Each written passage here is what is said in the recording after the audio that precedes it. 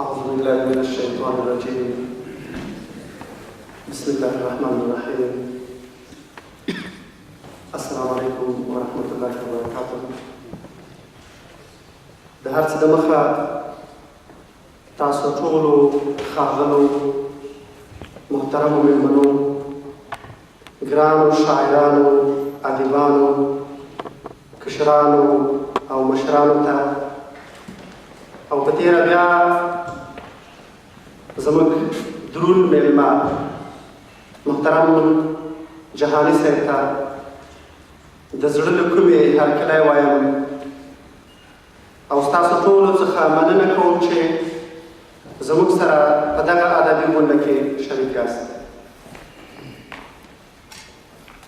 لکه څرنګه چې خبر یاست د جهاني صاحب سره دغه ادبي ناسته د مشاعرې بڼه لري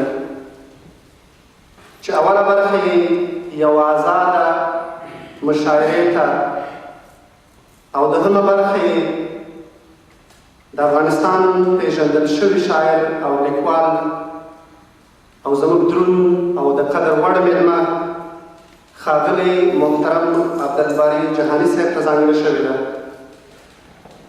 د دغې پرتمینې غونډې شروع د قرآن عظیم الشان د مبارکو آیاتونو په تلاوت سره کوو او د دغې نیک کار لپاره بلنه ورکوم ښاغلي حیات شیرزاد ته چې موږ تاسو ته د قرآن عظیم الشان د اورېدلو سعادت راوبخي. ښاغلی حیات شیرزاد.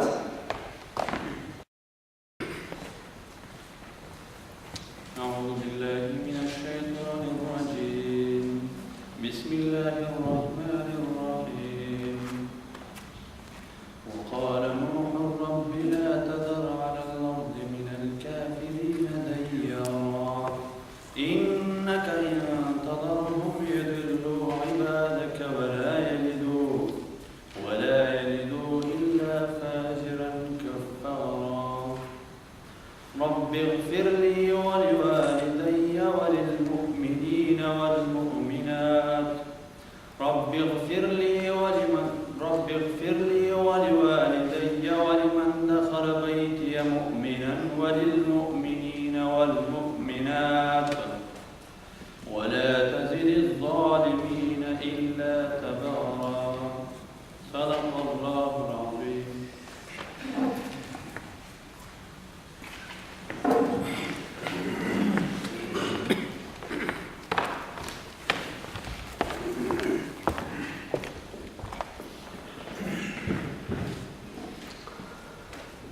د ښاغلي حیات شیرزاد څخه یوه نړۍ مننه چې موږ تاسو ته د قرآن عظیم الشان د تلاوت د اورېدلو سعادت راوبخل. اوس د سویډن د ملمو په ښار کې د افغانانو په نمایندګۍ د ښاغلي حاجي صاحب حکمت الله حکمت څخه هیله کوم چې راشي او خپله پرانستونکې وینا واوروي. ښاغلی حاجي صاحب حکمت الله حکمت.